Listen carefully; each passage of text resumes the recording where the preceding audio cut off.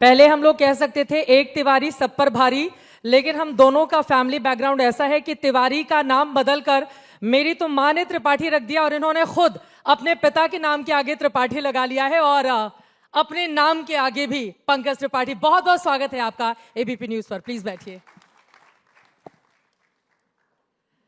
कुछ ऐसे कलाकार होते हैं जीवन में जिनका चेहरा अभिनय की इतनी बड़ी मिसाल होता है कि ज्यादा डायलॉग बोलने की जरूरत नहीं पड़ती, जिनके एक एक शब्द सच्चाई के इतने करीब होते हैं कि देखने वाले मंत्रमुग्ध हो जाते हैं। बिहार के गोपालगंज के एक बहुत छोटे से गांव से मुंबई तक का सफर और ओटीटी में जो बड़ा धमाल आपकी ओर से किया गया, ऐसा लग रहा है आगे आने वाले वक्त में ओटीटी अपना नाम बदलकर कहीं ओनली पंकज त्रिपाठी ना कर ले, ओटीपी। बहुत स्वागत है आपका और बहुत अच्छा लगा इस मंच पर आपको देखकर। कैसे हैं आप? धन्यवाद, मैं अच्छा हूँ, बहुत अच्छा हूँ। और गुड इवनिंग आप सबको, आप सब भी अच्छे ही होंगे।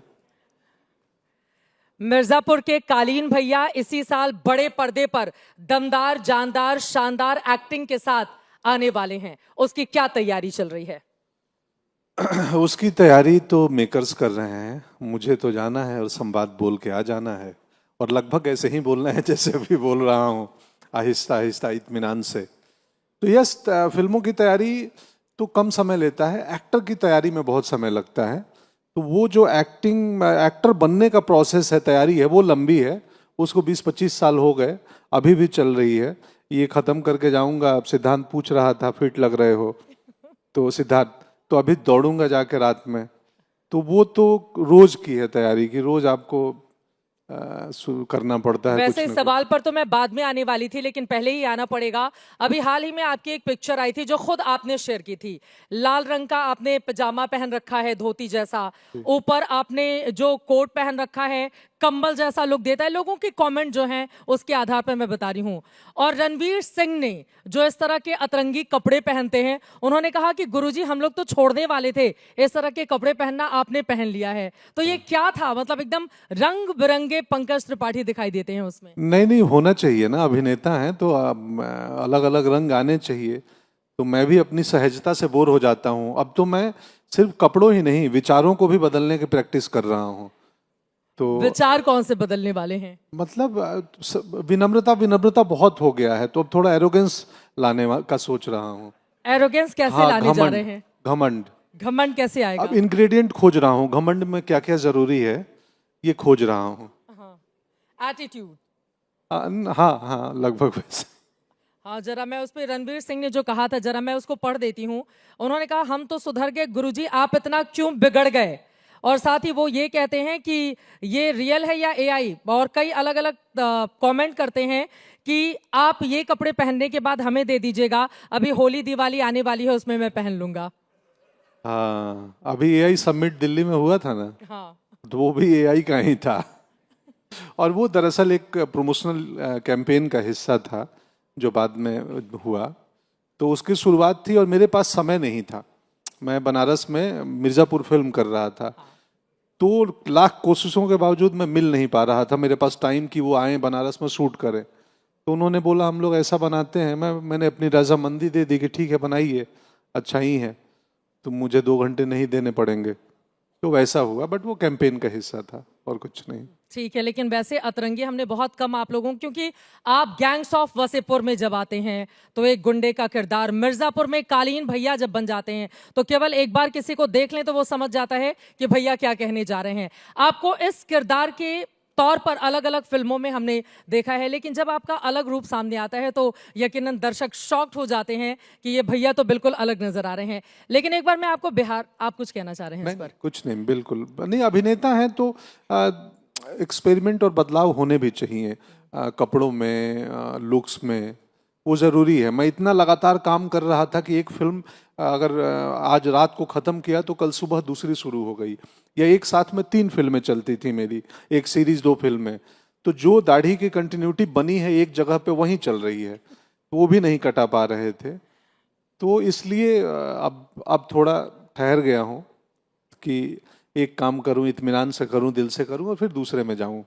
अभी हाल ही में आपने कहा था कि थोड़ी देर के लिए मैं ब्रेक लेना चाहता हूँ। हाँ। दर्शक बिल्कुल परेशान हो गए कि नहीं भैया आप कहीं जा नहीं सकते, ऐसा नहीं हो सकता।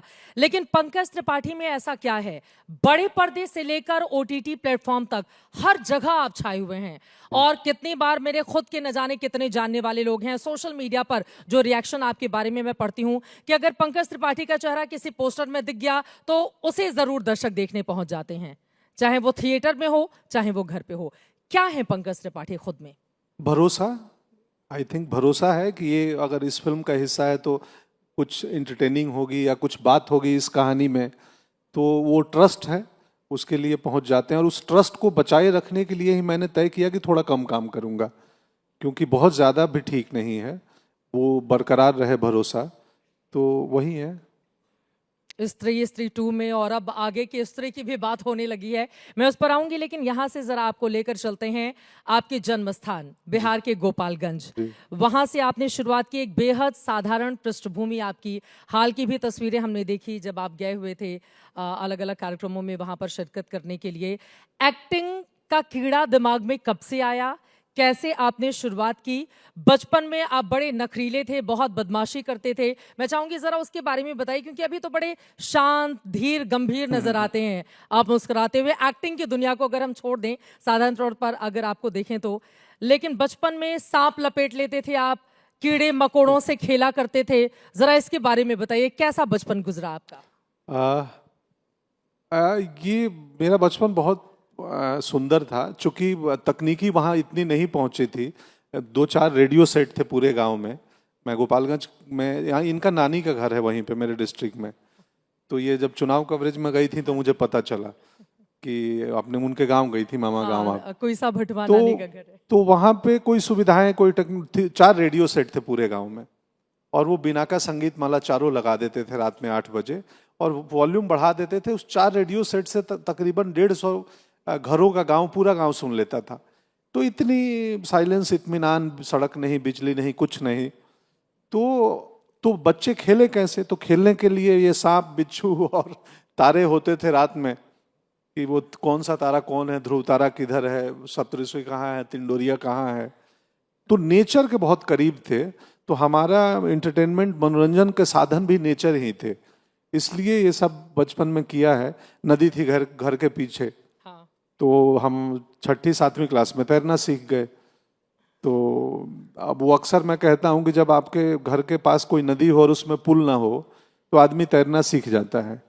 तो मैं सीख गया, हमने कोई कंप्लेन नहीं किया कि ब्रिज नहीं बनवाई है सरकार ने यहाँ पे, हम तैरना सीख गए। तो ऐसा बचपन था, बड़ा ये इत्मीनान भी वाला। बताइए, तैरना सीखने के पीछे की भी दिलचस्प कहानी है। हाँ, वो एक कीड़ा आता है मानसून के टाइम, बारिशों में पानी के ऊपर बड़ा तेजी से घूमता है। हमारे यहाँ पनडुब्बी बोलते हैं उसको गांव में। तो जो बच्चे थे, सीनियर लोग थे हमारे, बोले पनडुब्बी 2-3 पी लोगे तो सीख जाओगे तैरना। तो लिटरली नदी के पानी से पनडुब्बी उठा के पी लिया था मैं। ये छोटे छोटे कीड़े, छोटे छोटे कीड़े, हाँ, वो पी गए आप? हाँ, पी गए। तो क्या करें, इस उम्मीद में कि कीड़ा पीने के बाद तैरना सीख लूंगा तैरना सीख जाएंगे। ये जाएगा कुछ मेरे भीतर, कुछ केमिकल बदलाव होगा, जो फ्लोट नहीं कर पा रहा हूँ वो फ्लोट करने लगूंगा मैं। बच्चे थे उस समय, वो यही लगता था ये सत्य है, तो हम पी गए। पीने के बाद असर क्या हुआ? कुछ नहीं हुआ, इम्यूनिटी हमारी अच्छी थी और अच्छी हो गई। ये बेहद दिलचस्प है, और वो इम्यूनिटी मुंबई में भी पूरा दमखम अपना दिखा रही है। लेकिन पिता का नाम कौन बदलता है? अक्सर हमने देखा है लोग अपने बच्चों का नाम बदल देते हैं, या अलग अलग समय पर कुछ लोग अगर अंक शास्त्री बताते हैं तो वो कुछ नाम जोड़ लेते हैं। लेकिन आपने 10वीं की परीक्षा देने के पहले अपने पिता का नाम, टाइटल जो है, तिवारी से त्रिपाठी कर दिया। क्या है कहानी? कहानी इतनी बदमाशी कोई छात्र करे, पिटाई हुई थी, पिता से नहीं हुई थी? बदमाशी नहीं है, आइडिया ऑफ इंडिया आपका जो कॉन्सेप्ट है ना, तो वो है, वो आइडिया ऑफ इंडिया है।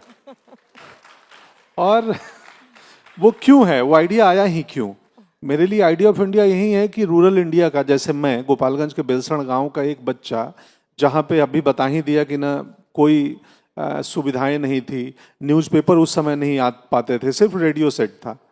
तो वो बच्चा अगर सोच ले, उसके मन में एक आइडिया आए कि मुझे एक्टिंग करनी है 9वीं-8वीं क्लास में, तो और वो फिर उस रास्ते पे निकल जाए बगैर गूगल मैप देखे, और वो अपने रास्ते बनाए और मुंबई में आके सिनेमा में जो आइडियाज उसके थे वो फलीभूत हों और एक्टर बन के आपके सामने बैठे, तो ये आइडिया ऑफ इंडिया है कि एक रूरल भारत का बच्चा अगर कुछ सोचे और चाहे, हौसला हो उसमें, तो वो बन सकता है। मुश्किलें बहुत हैं। मेरे साथ 500 लोग आए होंगे मुंबई, उसमें से बहुत लोग अभी नहीं बन पाए हैं, मेरे से ज़्यादा प्रतिभावान हैं, इसी शहर में हैं, मेरे साथ के हैं, लेकिन मैं बना हूं तो मैं होप हूं, उम्मीद हूं, आशा हूं कि कोई भी बन सकता है। तो उसी आइडिया ऑफ इंडिया के तहत मैं, मेरे गांव में 2 पूरे तिवारियों का गांव है, 2 लोग त्रिपाठी सरनेम लगाते थे। एक थे बाबा डॉक्टर रामनरेश त्रिपाठी, जो हिंदी के प्रोफेसर बन गए थे। उनके बदौलत मुझे हिंदी लिटरेचर पढ़ने की आदत गांव में शुरू हो गई। घुमक्कड़ शास्त्र राहुल संकीर्तन का मैंने 9वीं क्लास में उनके अलमी उससे लेके किताब से, बुक शेल्फ से पढ़ ली थी। दूसरे मेरे अपने चाचा थे काशीनाथ त्रिपाठी, वो बड़े अधिकारी बन गए बिहार सरकार में। तो ये बालमन के मन में ये आइडिया आया, जो मैं बालक के मन में, कि यार जो तिवारी लिखते हैं वो पंडिताई वृत्ति में हैं, खेती कर रहे हैं या अजमानी कर रहे हैं, और ये 2 लोगों ने त्रिपाठी लिखा है, दोनों बड़े व्यक्ति बन गए। तो 10वीं के एडमिट कार्ड भरते हुए उस बच्चे के आइडियाज ने अपना नाम तिवारी से त्रिपाठी कर लिया।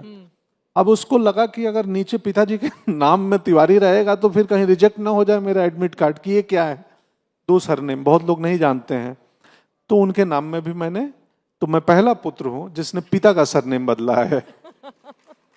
और जब पिता को इस बारे में जानकारी लगी तो उन्होंने क्या कहा? नहीं, उन्हें जानकारी नहीं लगी बाद में, तो उनको कोई फर्क नहीं पड़ता। हालांकि ये बता दें कि दोनों सेम ही चीज है, तो उसमें फ्रीडम है, सेम सरनेम है दोनों, तो वो कोई बड़ी बात नहीं है। जैसे द्विवेदी और दुबे, चतुर्वेदी और चौबे, वैसा ही है।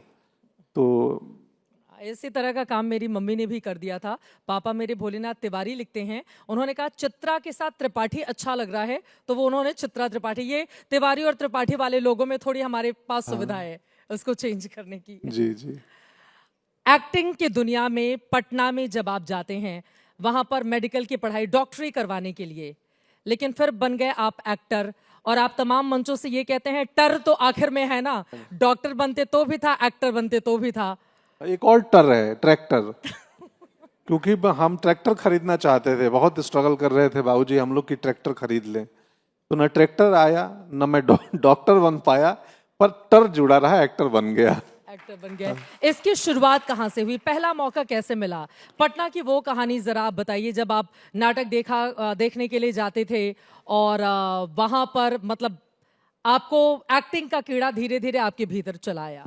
मैं दर्शक था आमतौर पे हिंदी प्रदेशों में हर जगह, हिंदी नहीं, भारत के हर प्रदेश में। आइडिया ऑफ इंडिया में एक वो भी मुझे आइडियाज लगता है कि हर प्रदेश का अपना फोक है, अपना थिएटर है, अपनी रंगमंच है। जैसे मैं बिहार का हूँ, मैंने बिहार का फोक किया है, बिहार में थिएटर किया है, बट ड्रामा स्कूल ने हमें सेकेंड ईयर में महाराष्ट्र भेजा था, तो मैं महाराष्ट्र का भी फोक थिएटर किया हूँ। यहाँ दशावतार है कोंकण में, कुडाल में, तो मैंने दशावतार कोंकण के एक मंदिर में रह के सीखा है और परफॉर्म किया है। क्या बात है। 2 महीने। तो कहाँ क्या किस्सा था आपका? सवाल मैं भूल जाता हूँ, मेरी एक समस्या है। नहीं, मैं सवाल एक्टिंग की बात कर रही थी कि किस तरह से उसकी शुरुआत हुई। हाँ, तो पटना में मैं पहले दर्शक था, कोई हिंदी, अब मैं बोला हर जगह थिएटर होता है, कालिदास रंगालय एक जगह है, प्रेमचंद रंगशाला एक जगह है, तो वहां मैं देखने जाता था साइकिल लेके। गांव में 2-3 नाटक किए थे। सबसे पहले छठ में बिहार में हमारे गांव में नाटक की परंपरा थी, तो उस साल मैं 9वीं या 10वीं, 9वीं में था, 9th में ही। तो जो महिला पात्र करने वाले सज्जन थे वो छुट्टी पे नौकरी से आए नहीं थे गांव त्योहार में, तो अब महिला का रोल कौन करे?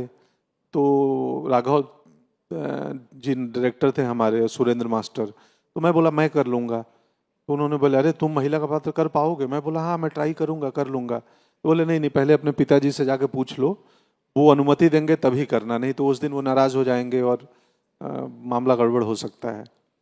तो मैं पिताजी से तो नहीं, माँ से पूछा, तो माँ ने बोला हाँ करो, कोई बात नहीं है, लड़की का रोल करो अगर कर तुम्हारा मन है तो, लेकिन एक बड़े आदमी का रोल भी करना उस प्ले में। तो अब मैं बड़े आदमी का, तो मैंने डायरेक्टर को जाके बोला कि भाई मैं लड़की का पार्ट करूंगा, लेकिन मुझे कहीं एक छोटा सा बड़े आदमी का रोल दे दें आप। तो बोले हाँ है ना, प्ले के अंत में जज, एक कोर्ट रूम का सीन है कोर्ट का, तो जज जो आता है वो तुम बन जाना वापिस, लड़की तब तक गायब हो चुकी है, नहीं रहेगी। तो मैं बड़ा आदमी मतलब बड़ा ओहदे का आदमी, तो मैं जज का किरदार उसी प्ले में आखिर में किया था और गांव वालों को बेहद पसंद आया। फिर उस सिलसिला के बाद गांव में एक संख्या थी लोगों की। जैसे मैं पहले बता चुका हूं कि ये टीवी, इलेक्ट्रॉनिक्स मीडिया, अखबार नहीं था, ये 90s, अर्ली 90s की बात है। तो वो जब मेरा रोल देखे महिला पात्र का, तो अगले दिन गांव में चर्चा वो लोग करने लगे अपने चौपाल पे बैठ के खैनी खाते हुए, अरे ए मसूदन, हाँ जाना तारा का कितना बढ़िया रोल कैले भाई हीरोइन का। तो बोले अरे तो आप क्या जानते हैं? बोले जितनी हीरोइनें हैं ना हिंदी सिनेमा में पुरानी, वो सब लड़के हैं। वो महिलाओं का रोल इतना बढ़िया बढ़िया करते हैं कि हम आज तक नहीं समझ पाए हैं, हम सब लोग मतलब फिदा हो जाते हैं, वो सब पुरुष हैं।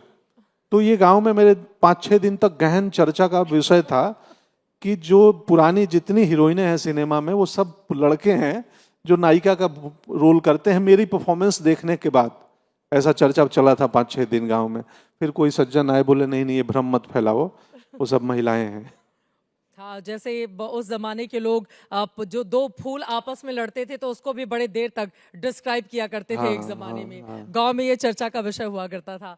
लेकिन पटना से आपने शुरुआत की, उसके बाद फिर आप दिल्ली पहुंचे, वहां पर आपने पढ़ाई की, फिर मुंबई में कदम रखा। मुंबई में कितना लंबा संघर्ष आपको करना पड़ा? बहुत करना पड़ा। मैं 2004 में आया था, 16 अक्टूबर को। मेरा दोस्त है भानु, उसका जन्मदिन है इसलिए मुझे याद रहता है, भानु उदय। तो मैं 2004 में आया था। 12 में पहली फिल्म मतलब थोड़ी नोटिस हुई थी, गैंग्स ऑफ वासेपुर। तो 8 साल का धीरज था। हालांकि गैंग्स ऑफ वासेपुर नोटिस होने के बाद अगेन फिर मुझे काम वाम उतने मिल नहीं रहे थे। तो 8 साल 9 साल तो हम ऐसे ही फाका मस्ती में घूम रहे थे, कोई काम नहीं था। अब लोग प्रश्न करते हैं कि 8-9 साल कैसे काटे होंगे, तो मुझे लगता है यार बड़ा बुरा समय था क्या मेरा? मुझे उस समय तो पता ही नहीं था कि ये खराब समय है। या लोग पूछते हैं कि कैसे रोक लिए अपने आप को, रेजिलियंस यही शब्द है ना। हाँ, तो मैं बोला यार मुझे नहीं पता कि इस आपको अब प्रतीक्षा करने के लिए कुछ और चीज चाहिए इंसानों को। हम तो किसान परिवार के बच्चे थे, जमीन में हम बीज डाल के 15 दिन इंतजार करते थे, 6 महीना इंतजार करते थे फसल आने का। गन्ना हो, आलू हो, चावल हो, धान हो, जो भी हो, गेहूं। तो ये आई थिंक इनबिल्ड था। मुझे कभी प्रॉब्लम नहीं हुई कि नहीं होगा तो मेरा क्या होगा, और मैं इत्मीनान से खुश रहता था। पत्नी स्कूल में पढ़ाती थी यहाँ बॉम्बे में। कल ही हम लोग एक प्ले देख रहे थे, तो अचानक एक लड़की दौड़ के आई उनके पास और बोली मैम मैम आपको याद है आप मुझे हिंदी पढ़ाई हैं? तो बोली अच्छा क्या नाम है तुम्हारा? ये बड़ी हो गई है वो। तो हमें याद आया, अच्छा वो पुराना दौर अपना जब वो टीचिंग करती थी। हमारी ज़रूरतें बड़ी छोटी थी, तो कुछ मुश्किल नहीं हुआ। और आमतौर पे स्ट्रगल को बड़ा ग्लोरीफाई कर देते हैं। मेरे को ऐसा कभी नहीं हुआ कि हमने यहाँ बिना मतलब खाने में तकलीफ हुई हो, कुछ नहीं हुआ। हम बड़े खुश थे। छोटा घर था और एक बाइक थी 125 सीसी की, टीवीएस की। अब मैं उसी कंपनी का ब्रांड एम्बेसडर हूँ, उसी 125 सीसी बाइक का। तो हम खुश थे। बच्ची को बिठा के रोज चले जाते थे सब्जी मार्केट, सब्जी ले लिए, अगरबत्ती खरीद लिए, हाँ धूप बत्ती खरीद लिए, जो जो लेना है लेके घर आ गए। अभी भी मुझे चारकोप के हर वेंडर दुकानदार जानते हैं, और आज भी मेरा अगरबत्ती, मेरे ज्यादातर सामान उन्हीं दुकानों से आती है। तो ठीक था, बहुत अच्छा था। तो मेरे पास वैसा कोई नहीं है। हाँ, चुनौतियां थी, दूसरी चुनौतियां थी कि कब मौका मिलेगा या कितना बड़ा मौका मिलेगा। मेरे ड्रीम्स भी बड़े छोटे थे। ऐसा नहीं था कि मैं आया था यहाँ पे एक लग्जरी गाड़ी खरीदूंगा और मेरे पास 6 BHK का घर हो, ये सब कुछ नहीं था। मेरी जो रिक्वायरमेंट थी वो बहुत पहले पूरी हो गई थी। मुझे सिर्फ एक छोटी सी कार चाहिए थी और छोटा सा घर जिसमें चैन से रह ले, वो बहुत पहले परमात्मा ने दे दिया। तो आई थिंक मुझे लगता है कि जब नहीं, सपने तो होने ही चाहिए लोगों के। हाँ, सपने नहीं होते तो आप बिहार से मुंबई कैसे वही आते पहुंचते? नहीं, बट नहीं, वो सपने फिर भौतिक ना हो। हाँ, कि मेरी जर्नी, मेरी अचीवमेंट, मेरा संघर्ष एक लग्जरी कार का है या एक बंगलो का है, मेरा वो नहीं था। वो सपना आपको मानसिक रूप से बीमार ना करे। हाँ, वो सब बाई प्रोडक्ट थे कि मैं अपनी जर्नी में जा रहा हूँ, अपना काम ईमानदारी से कर रहा हूँ, जो जो होना होगा हो जाएगा, नहीं भी होगा तो कोई बात नहीं है। बाबा नागार्जुन की एक कविता है, जो नहीं हो सके पूर्ण काम, उनको करता हूं मैं प्रणाम। आगे बढ़ जाइए। आगे बढ़ते हुए अब मैं गैंग्स ऑफ वसेपुर का आपने जिक्र किया, उसमें मनोज वाजपेयी के साथ आपने शानदार किरदार निभाया था। हालांकि उसके बाद फिर दोनों आप एक साथ नहीं दिखे, बहुत लंबा वक्त हो गया। लेकिन एक कहानी ये भी है कि पटना में एक होटल में जब वो अपनी चप्पल छोड़ कर गए थे तो खड़ाऊ मानकर उनके हवाई चप्पल आपने अपने साथ रख ली थी। क्या किस्सा है वो? हम आधे लोग तो जानते ही होंगे यहाँ पे, नहीं जानते हैं आप लोग? जानते हैं लोग? नहीं जानते हैं। आप लोग रील वील नहीं देखते हैं क्या? ये तो एक बड़े एक हाथ उठा है कि बड़े जानते हैं। भद्र लोगों को आप बुलाए हैं जनता में, वाह, थैंक यू सो मच। आप लोग मोबाइल से बचे हुए हैं, 6-7 लोग देखे हैं। अब मुझे लगा क्यों बताना है, वो तो इतने रील्स में वायरल है वो कहानी की, सब लोग बोलेंगे वही सेम कहानी रिपीट कर रहा है। Thank you so much. Mobile में कम, आप लोगों का स्क्रीन टाइम काफी कम है।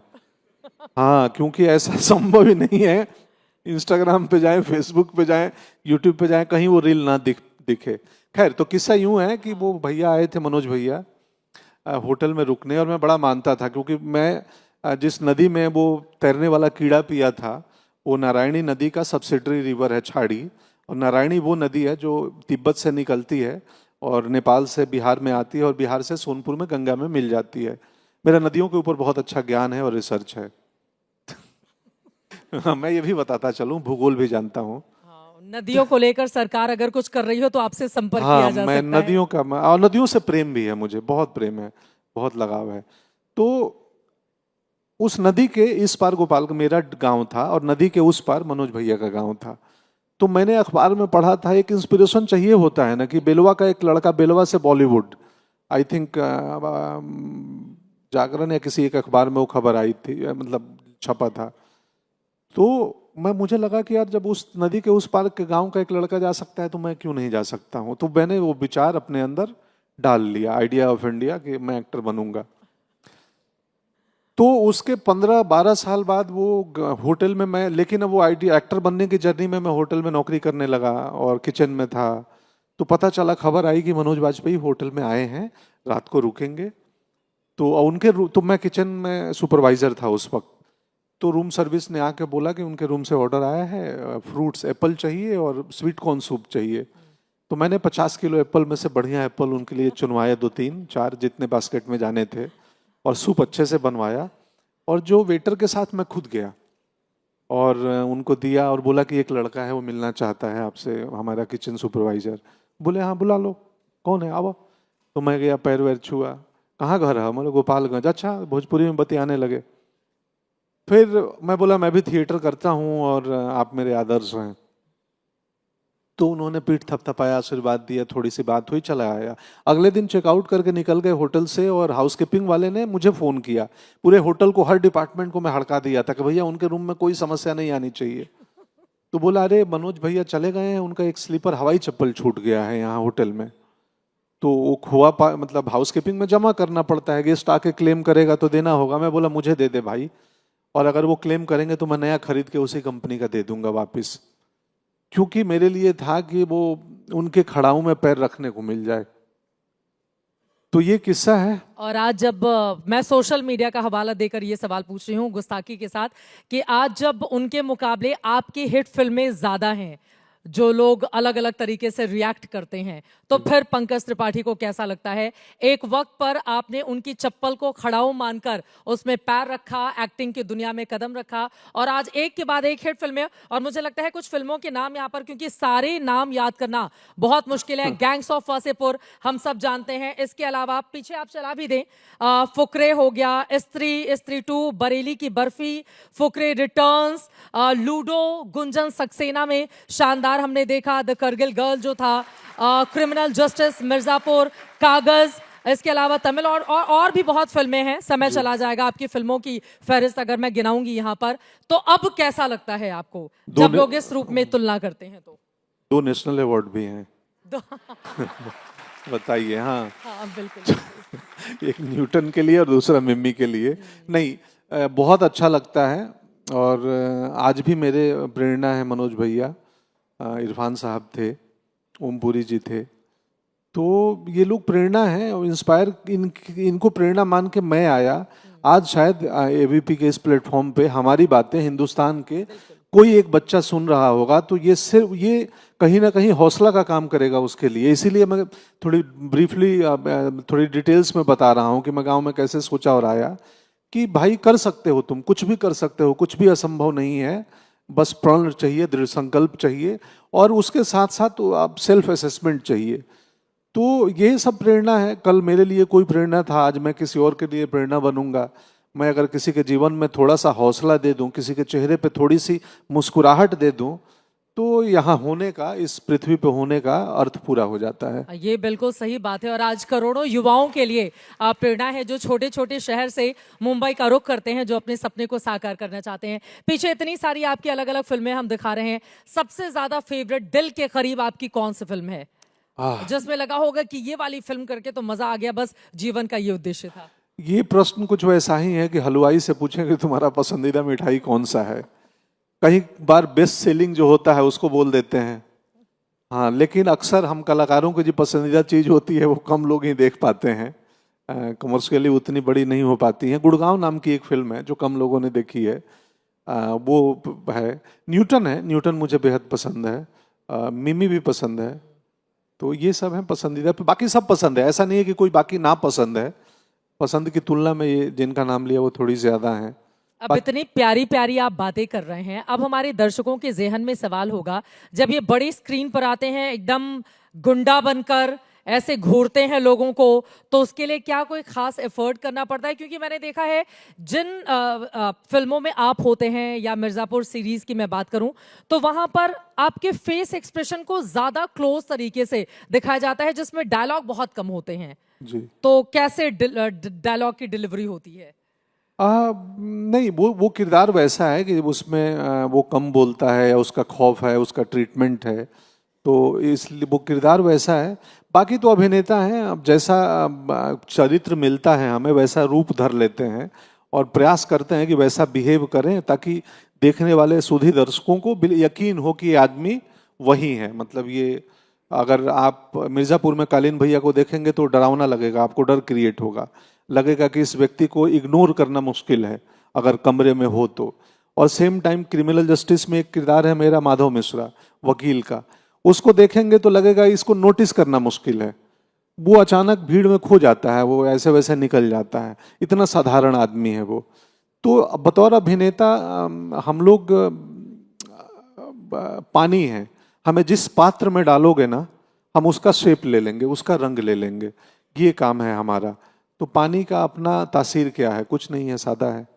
मतलब एक्टिंग शुरू से ही डीएनए में था कि जहां पर जिस किरदार में ढालिए उसमें हम पूरी तरह से ढलते चले जाएंगे। नहीं, चित्रा जी, लर्निंग से आया है, ये प्रैक्टिस से आया है, ये लर्निंग, क्योंकि नहीं था डीएनए में। मेरे घर में कोई सुर में गाता भी नहीं है, कोई लिटरेचर और सिनेमा का एक किताब भी नहीं पढ़ा होगा। मैं पहला व्यक्ति हूँ जो इस लाइन में आ गया। गाते हैं, मतलब हाँ, आप कह रहे हैं मैं पहला सुर में व्यक्ति? नहीं, आर्ट लाइन में आ गया, ये कला के क्षेत्र में आ गया, वरना हमारे यहाँ कला के क्षेत्र में आना दूर दूर से कोई नाता नहीं है। तो हमारे दर्शक कह रहे हैं या तो सुर में गाना सुन लीजिए, या तो एक्टिंग करवा लीजिए, या तो कुछ डायलॉग ऐसे जो आपके बहुत फेवरेट हो, वो जो आप बोलकर यहाँ पर दिखाना चाहें। क्योंकि आपके मैंने देखिए सिद्धांत आके यहाँ पे डांस तो करके नहीं, गए अब हैं। आप में से किसी को कुछ सुनना है तो बोल दीजिए, वहीं बोल दूंगा। जो आपका फेवरेट हो। बड़े ठंडे दर्शक हैं यार आप लोग। हम सामने से ऑफर दे रहे हैं, या तो आप ठंडे दर्शक हैं या तो आपने हमारी फिल्म देखी नहीं है, दोनों हो सकता वो है। कह रहे हैं कि बहुत सारे हैं, हम कौन सा कहें जो आप नहीं, आप सब लोग प्राउड है। अगर यही चीज हुई थी पिछले दिनों, डीयू में गया था मैं, और वहां 10-15 हजार बच्चे थे डीयू लिटरेचर फेस्ट में, इतना शोर हो, डायलॉग का डिमांड कर रहे थे, मुझे ही समझ नहीं आ रहा था किसकी बात कर रहे हैं, कौन सी फिल्म का नाम ले रहे हैं, मैं सुन ही नहीं पा रहा था। बट आप सुधी दर्शक हैं सब, तो थैंक यू सो मच। मैं संवाद किसका बोलूं? आपका कुछ पसंद? सब लोग उधर से डिमांड कर रहे हैं मिर्जापुर। थोड़ा सा भ्रम, मतलब शर्म टूटा है उस कोने से। ठीक है, हाँ, नहीं, असंसदीय भाषा का उसमें थोड़ा सा प्रयोग है। तो ये तो जीईसी न्यूज चैनल, जीईसी होता है ना? नहीं, जीईसी नहीं होता है, न्यूज चैनल होता है। भाषा नहीं बोलेंगे, हाँ, वो हम तो, दिखा नहीं पाएंगे टीवी हाँ, पर। कि मौर्य जी, दूसरा बोल देता हूँ, मौर्य जी, आप जिस शहर में नौकर बन के आए हैं, हम मालिक हैं उस शहर के। क्या बात है, बहुत खूब, बहुत सुंदर। ये तो एक हो गया। आपके दिल के करीब कौन सा डायलॉग है? जिसने खीर नहीं खाया वो मनुष्य योनि में पैदा होने का पूर्णतः फायदा नहीं उठाया। खाइए खाइए ना, आज पिताजी का जन्मदिन है। तो पूछती आप पिताजी के साथ रहते हैं? बोला हाँ मैं पिताजी के साथ रहता हूं, पिताजी अकेले रहते हैं। शानदार। मतलब उसकी इतनी लंबी फहरिस्त है कि कहीं पर मैं जाऊंगी तो शायद ज्यादा अटक जाना होगा। आगे बढ़ते हुए, अब आगे आने वाले वक्त में आप खुद के लिए वो कौन से सपने हैं जिसको साकार करना चाहते हैं इस इंडस्ट्री में? क्योंकि तकरीबन सभी बड़े कलाकारों के साथ आपने काम कर लिया, और एक वक्त पर सोचिए जहां पर 3 खान से बॉलीवुड की पहचान होती थी, उसके बाद कपूर फैमिली आई, लेकिन छोटे छोटे शहरों से जब लोग आकर वहीं बराबरी पर अपनी जगह बना लेते हैं, तो ये अपने आप में कम से कम भारत और इंडिया का जो फर्क है वो आपने मिटाने का काम किया है। तो इसके लिए भी आप बधाई के पात्र हैं। अब यहां से क्या सपना है आपका जो आप पूरा होते हुए देखना चाहते हैं? पता नहीं, मतलब सक्सेसफुल तो हो गए, अब मीनिंगफुल होना है। क्योंकि मीनिंगफुल होने के लिए मतलब कि अब हम, समाज ने हमें बहुत कुछ दे दिया है, अब हम क्या दे सकते हैं समाज को? उसके लिए राजनीति में ऑफ कोर्स नहीं जाना है, समाज को देने के लिए चुनाव नहीं लड़ना है। पर मेरे कुछ ऐसे एक्ट हों, मेरे ऐसे प्रयास हों बातचीत में सामाजिक स्तर पर, जिससे थोड़ा भी सामाजिक बदलाव हो। तो अब मीनिंगफुल होने का प्रयास है। मीनिंगफुल कैसे हो पाऊँ इसके बारे में सोच रहा हूँ और वो एफर्ट कर रहा हूँ। तो यही आपने इस तरह की फिल्म भी की है, मैं अटल हूँ, अटल बिहारी वाजपेयी की जिंदगी पर आधारित फिल्म, और एक दौर में आपने बड़ी मशक्कत की थी पटना में कि अटल जी को नजदीक से मैं देख लूं। उसमें आप कामयाब नहीं हो पाए, लेकिन ये फिल्म आपको मिली। तो समय हमें इशारा कर रहा है कि कार्यक्रम अब समापन की ओर आगे बढ़ चुका है, लेकिन उनकी कोई कविता, कोई डायलॉग या उस फिल्म का कोई किरदार जिसको इस मंच पर आप जीवंत करना चाहें? अटल जी की कविता तो, हार नहीं मानूंगा, रार नहीं ठानूंगा, काल के कपाल पर लिखता मिटाता हूँ, गीत नया गाता हूँ, गीत नया गाता हूँ। एक और छोटी सी कविता सुना दूं। रामदरस मिश्र की कविता है, मुझे बहुत पसंद है और मुफीद लगती है मुझे मेरी जर्नी पे, कि बनाया है मैंने ये घर धीरे धीरे, बनाया है मैंने ये घर धीरे धीरे, खिले मेरे ख्वाबों के पर धीरे धीरे, किसी को गिराया न खुद को उछाला, किसी को गिराया न खुद को उछाला, मैं भी वहीं पहुंचा। भूल गया, लाइन ही भूल गया मैं।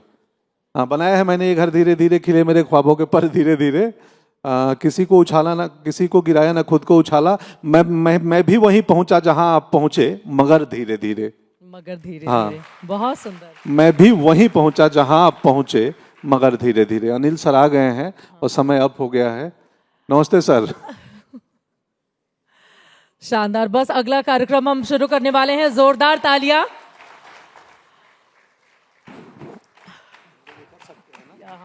उतर सकते हैं ना दोस्तों? What a lovely moment. Let's, ये देखिए मेरे पाँव बढ़ के मुझे बताना चाह रहे हैं कि मैं कितना बुजुर्ग हो गया हूँ। बहुत बड़ा मैं इनका फैन हूँ, बहुत जबरदस्त कलाकार हैं, and I admire all your films and your work man, nominal absolutely. क्या बात है, थोड़ा जोरदार तालियां, इससे बड़ी बात नहीं हो सकती। माफी चाहता हूँ मैं। बहुत स्वागत है आपका, बहुत अच्छा लगा। आप अपनी बात को आगे बढ़ाएं। पंकज जी बड़े खुश हो रहे हैं, आप इतनी तारीफें कर रहे हैं। मैं एक और बता दूं सर, मेरी हिंदी सिनेमा की शुरुआत सर के परिवार से हुई, बोनी जी की फिल्म से, रन। यस। और जब गुंजन सक्सेना देखी बोनी सर ने, तो मुझे रात में फोन किया 1 बजे, कहीं ट्रायल में देखे थे और थोड़े भावुक थे, इमोशनल थे गुंजन सक्सेना की स्क्रीनिंग के बाद, और मुझे फोन करके बोले पंकज मेरे से बढ़िया फादर का रोल तूने किया है जानवी के। उन्होंने बहुत वाकई उसमें आपने बहुत ही कमाल का काम किया था। Thank you sir. Janhvi ji के साथ आपने जो किया था, it was, I love the film also. बहुत बेहतरीन फिल्म थी और आपका काम बहुत ही, आई थिंक मुझे ऐसा मैंने भी बहुत फिल्मों में फादर का रोल किया है, मगर आपने मेरे से बेटर किया। अरे नहीं thank you sir, thank you. चलिए इसी के साथ इस कार्यक्रम a का समापन beautiful करेंगे। बहुत moment. धन्यवाद इस मंच पर आने के लिए।